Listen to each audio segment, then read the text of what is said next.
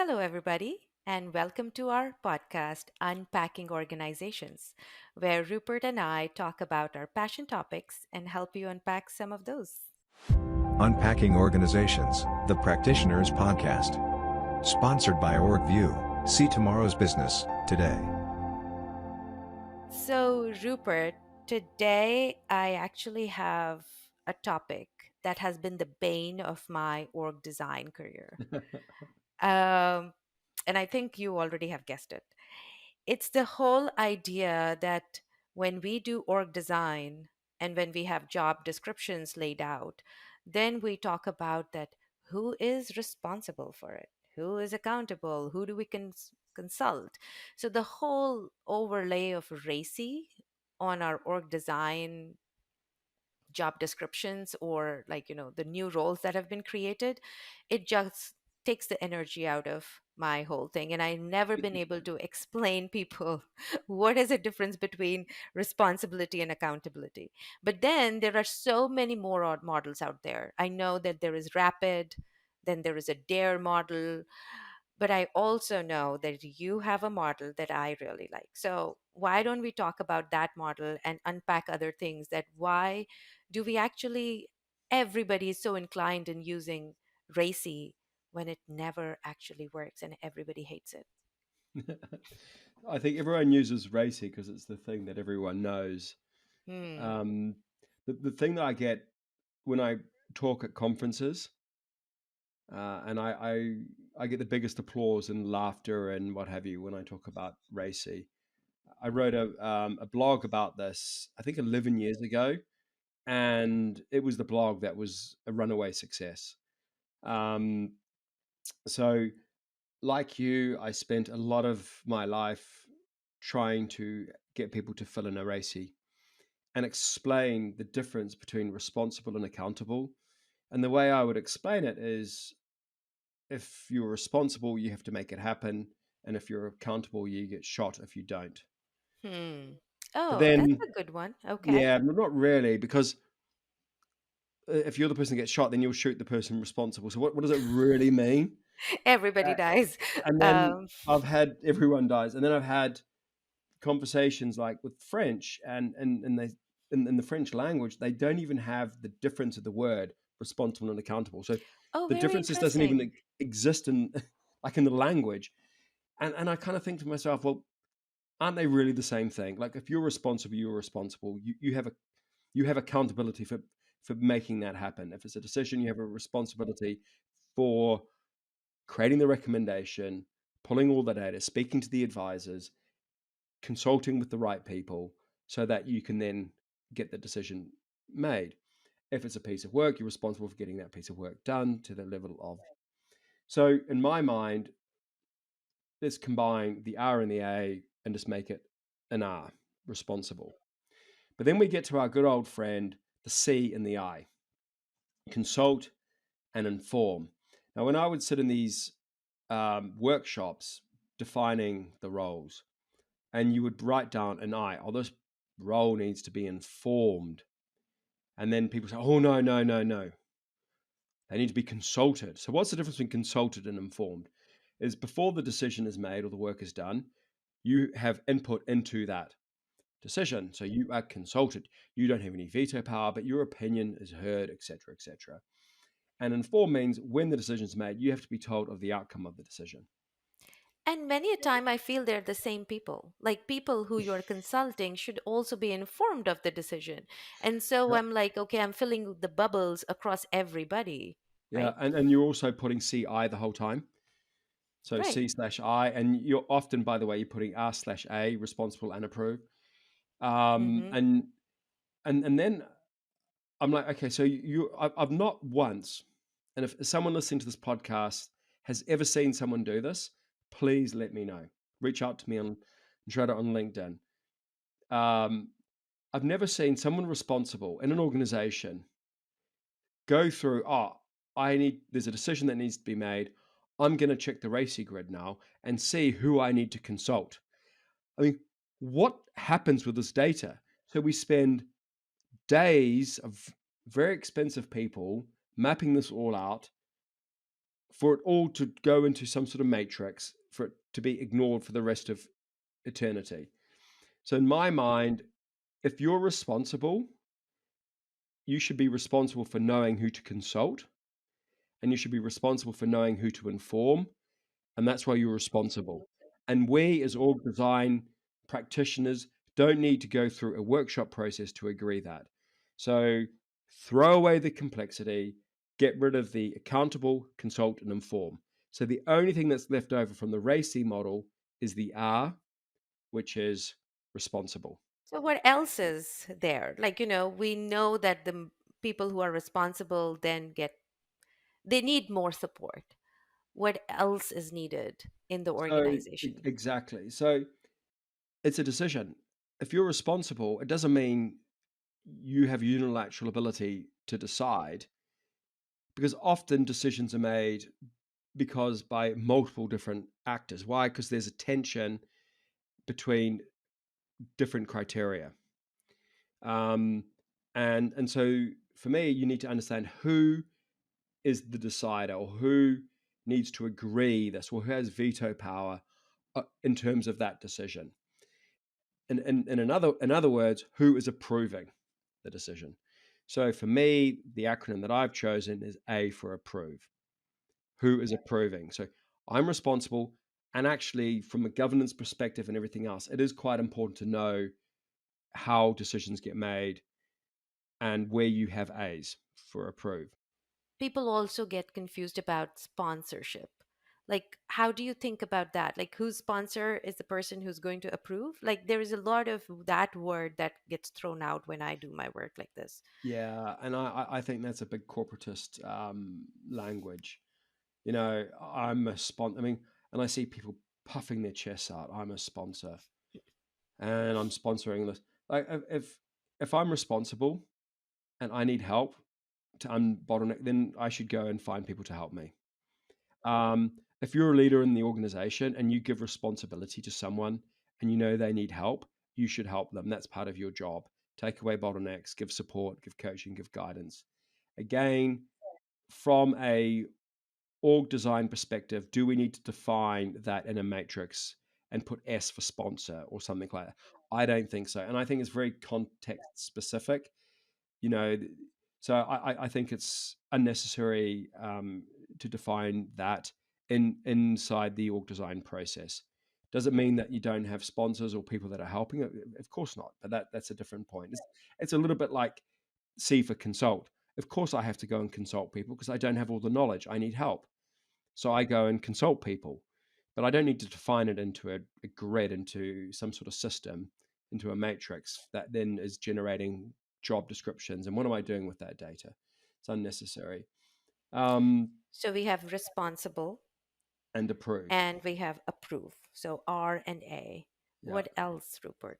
So there's a big thing that's missing. Like, who's actually doing the work? Like, it's I That need to is understand the beautiful. impact. So the McKinsey DARE model talks about executors. Um, you know, the Rapid model, which came from Bain, has got provide input. It's also got perform, recommend. So we'll come to those in a second. But for me, D is for do. Who is doing the work? Um, I might be responsible, but I can't do it on my own. I need help from others. That is so powerful, Rupert, because I've seen RACIs and rapids written down, and we have like 10 people who are R's and A's and C's and I's, and one person who's an executioner. And my heart goes for that poor soul because there's just one person actually doing the work while others are just adding the bureaucratic red tape around the work. So it is important. So let me ask you this question. Do you think that there should be more doers? And what is the number, if you can talk about that? How many people should be approving? How many people should be responsible? Do you have something that you think I about? do. So I devote a lot actually in data driven organization design to this, because to me there's an investment in bureaucracy, and you need bureaucracy in the right place. So what is the right place? It's when a decision is uncommon and where the impact is significant of getting it wrong is significant and hard to reverse. So if I've got a decision that is really material, hard to reverse, and impacts the organization in different ways, i.e., there's an innate conflict. So it, I then that needs to be escalated, and time and attention needs to be applied, and I need multiple people to approve that. So entering a new segment, entering a new product range, a new market, those kind of decisions, approving brand messaging or something, where it's impactful and impacts lots of different functions and geographies and roles. That's where you invest the energy of having multiple A's. And there's always a question: do you give the A, do you give them veto power or not? But that to me is a secondary point.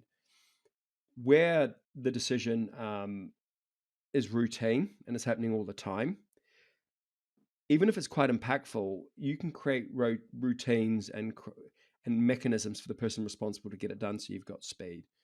And this is also where empowerment comes. There's a degree of how many decisions have only one R and no A's, because if there's an R and no A's, the person responsible is also approving. It's implied. When I put A's against to it, so if I've got one R and two A's, the person's responsible, but then there's two people with veto power. I've taken away some authority and some autonomy. And we know what motivates people in the workplace is autonomy, mastery, and the ability to get the work done. That the mastery, the skill set. So I think we have to be careful about putting A's, too many A's. But you can calculate. Or the other thing, by the way, with too many A's is the cost, because guess what happens? That's where politics lies. The more A's you have, the more informal meetings, the Meetings before more meetings, the after meetings meetings. before meetings, just Yes, the A's aligning with each other, right. so that when you're in the meeting to decide, it's already being decided. And Yeah. that And all which takes A time and has energy. more, who does the, then we don't need another A to actually do the tie breaking if they both are butting their heads. Like it just adds Exactly. on to so It many adds and adds and adds. complexities. So it Right. has to be applied in the right place. So we've got these other two models that is worth talking about. So you've got the Bain Rapid model. So just to spell out the acronym, it's who's recommending, who's agreeing, who's performing, who's providing input, and who's deciding. So if you compare that to the RAD model, so my RAD model, then the recommend, that's the person responsible. The agree, that's the same as approve. The perform, that's the do. The provide input, that's the same as consult. We don't have to describe that. Decide is the same as agree. Maybe I misunderstood the rapid model, but being a simple man or simplicious, like you're deciding, you're agreeing. Maybe I've not understood the rapid model well enough, but I'm like, I don't understand why you need that. So it's covered. The bases are covered. And I think agreement in there is like, people have a sense of like, they agree with the process, they agree with the approach, they are bought into it. But then again, it's adding complexity which is not needed. Yeah, yeah, What are we going to um, take an outcome out of that if people are not agreeing? Like, yeah, I don't understand the complexity that we add yeah, by just doing that. So right, agreed. Like maybe we're doing it very simplistically, but then yes. yeah. And then so the DARE model, which comes from McKinsey, is deciders, advisors, recommenders, and executors.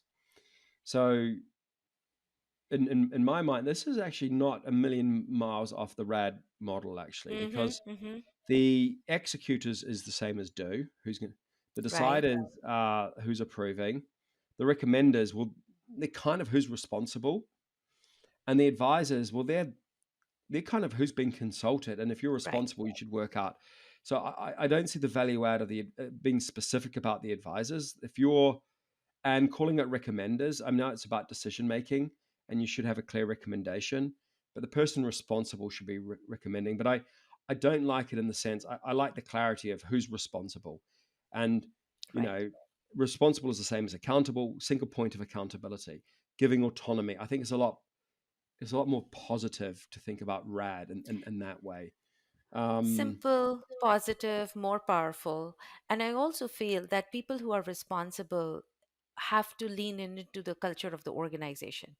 If the culture of the organization is that you stay in your own lane, do not talk to anybody, do not interact with or consult the other departments what they're doing, then even if the model says anything, you will not have the system that will allow you to do that.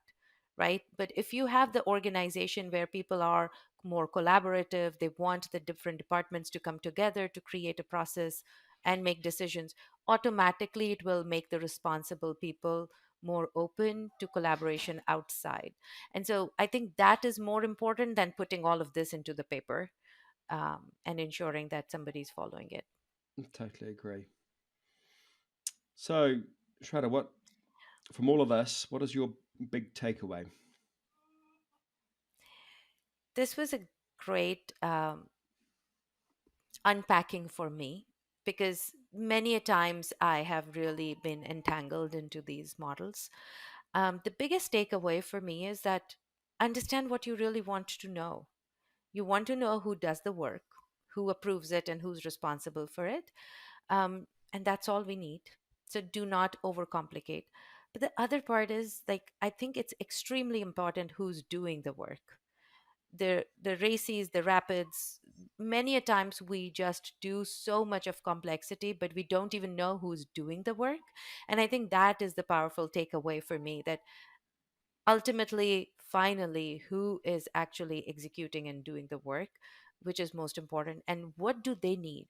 How can we make their life easier, not complicated, so that they are able to do the best works of their lives? So that's my takeaway. Great. What I is guess yours, Rupert? mine, trying to see what else I can add to that because I think you've summarized it so well. I just having spent a lot of time doing this, it's what do you do with this information? There's there's only a point of recording this if you actually do something with the information. So if you have to do anything, just do the R's and let everything else sort itself out. You you don't even need to specify the A's and the D's if you're not going to use that information for something. Right? I mean, I think it's important actually to understand that, and from understanding governance and the activity and the volume of work when you do activity analysis, the D is important. But if you're not going to do something with this data that you're collecting, what is the point? And so think about that first and foremost. And I guess the other related point to this is you don't have to do it all at once. So you get the R's first, and then if things are confusing or not right, go and fill in the A's and the D's. Oh, I like that. I like that a lot. Yeah, because we always aim to make that beautiful chart with all the bubbles filled in into the right places, and many a times we don't need Yeah, know that. Like, we may yeah, need it, but we not know the information. yeah. Yeah. Put the energy where it's be a little bit more agile with it. I guess is a modern Mm. way of describing it. So it is. I hope people have enjoyed this. It's probably the biggest crowd pleaser. Shradha, your reaction's not untypical, but still, everyone's out there with all these things and confusing the world, and it's probably partly why org design practitioners get a bad name because they're overcomplicated when they don't need to. Thank you so much, Rupert. Thanks, Shradha. Until next time. Take care.